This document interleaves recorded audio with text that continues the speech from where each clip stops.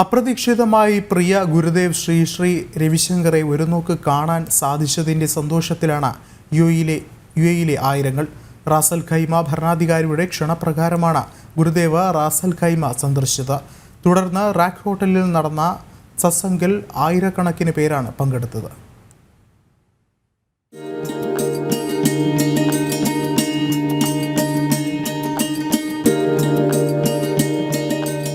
Ras al Khaimah ഭരണാധികാരിയും UAE supreme council അംഗവുമായ Sheikh Saud bin Saqr Al ഖാസിമിയുടെ ക്ഷണപ്രകാരമാണ് ഗുരുദേവ് ശ്രീ ശ്രീ രവിശങ്കർ റാസൽ ഖൈമ സന്ദർശിച്ചത്.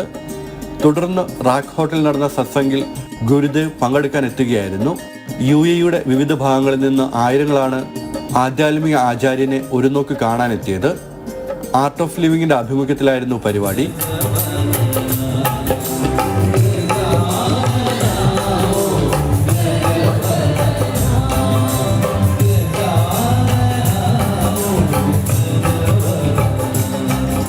It's a great honor to actually see him speak and to be here, and you can feel the love and you can feel the good vibration.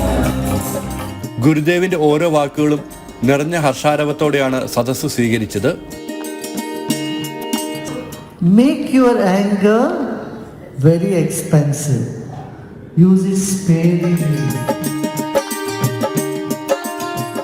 ധ്യാനവും പരിപാടിയുടെ ഭാഗമായി നടന്നു. Aware of your body and surroundings, and slowly and gradually.